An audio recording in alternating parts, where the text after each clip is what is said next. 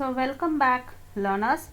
So we had discussed about various models. So we started with linear regression model, then we in the last session we ended with saying Poisson regression model. So we had seen 4 models, right? Yes. So now we'll be discussing about this normal distribution. So I hope you all know this term already. Also we had seen few functions which can help for this normal distribution in the previous week. So in the previous week we had seen some 4 functions which we called as R norm, then we had P norm, then we had Q norm and D norm. Fine. So those functions are generally used for all these generation of random numbers, right? So normal variates, or if you want to generate normal Poisson variates, we used RPois. So this normal distribution. So these normal distribution, what is this? So when I say normal distribution, it is just going to help you to when you have some set of random numbers generated, and if you try to plot it, obviously you will get something which will be a bell shaped curve. So we say that something towards your right side and left side of the peak of that curve will have the similar values. That is what we say the property of random number generation. Fine. So we call it as even normal distribution. So it will be distributed evenly and it will be forming a bell shaped curve. So if we want to check it out, let us check it out. So now we know that there is this function d norm, right? So we had seen this d norm. So what is this d norm? D norm is going to just generate something. We know the syntax of this. So d norm, before that let me say x is equal to, I am going to plot it. So we want to see that bell shaped curve. Now I say x is equal to sequence of, now suppose I say minus 20 comma 20. So in this sequence, and there is one more extra variable here. Now I say argument by, I say it has to be incrementing by 0.1. Yes, fine. So it will show you the plot to be very accurate, and you can see that it is closer by, the x values are very close to each other, and you can see the bell shaped curve very well. So that is why I am giving this. Fine. Yes. So now my x is from this sequence minus 20 to plus 20, and the increment I say 0.1. Now let me have y. So now I say y, and I am going to go for generating few values for based on this x, and I say my mean is equal to something like 2, and standard deviation I am going to say something like 1, or let me again have it as some 2.5. Fine. Any value you want you can give. Now let us plot this. Now I say plot of x comma y. Fine. Yes. See, you are getting a very good bell shaped curve. Okay, you can see the peak here. So in this peak, if you draw one exact line, straight line, you can see that towards the left also it is evenly distributed, towards the right also it is evenly distributed. So this is what we call it as normal distribution. Fine. So this is with your d norm function.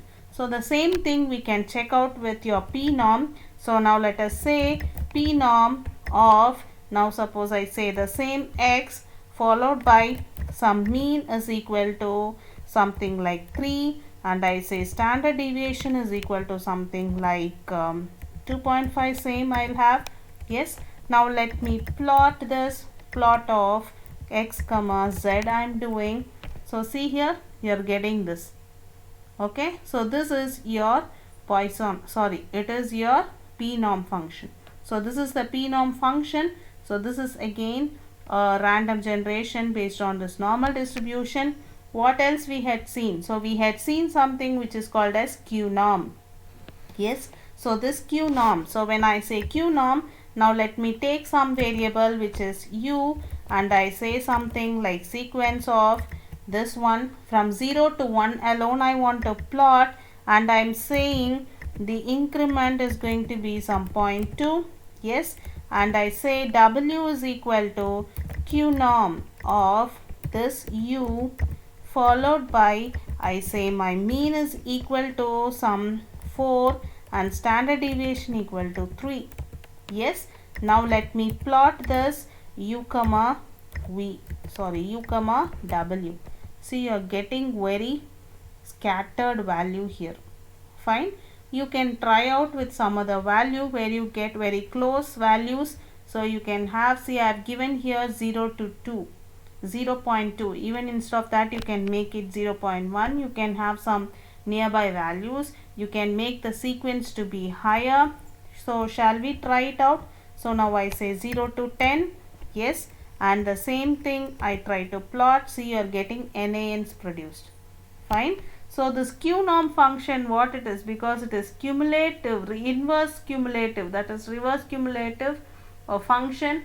So you might get few NANs produced. So you can find a very good function, good value which can help you for plotting this.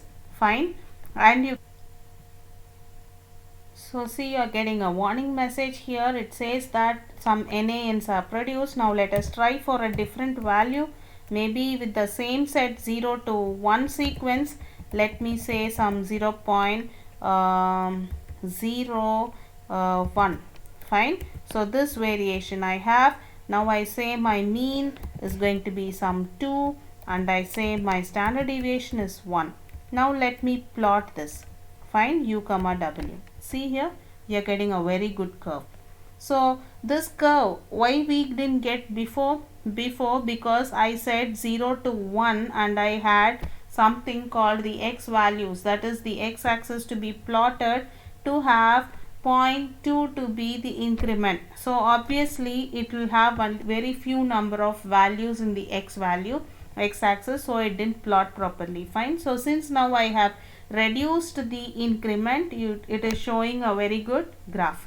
Fine. Yes. So now this is what we call it as normal distribution. So we had seen the other one, which is R norm. Now suppose I say I am going to generate some 10 numbers like this R norm. If you want to check, you can't plot it. You have to only go with plotting this with a histogram to check what is the frequency. See, this is a frequency. So R norm cannot be plotted like we plotted the other three, that is with x and y axis. Now here this can be only a histogram which will say in this particular range how many values are being taken for each and everything. Fine. Yes. So this is the concept of normal distribution. Okay. So these four functions we had already seen in the previous session. Just wanted to show you what this normal distribution is for seeing these plots. Fine. Yes. You can very well contact me if you have any doubts. Thank you.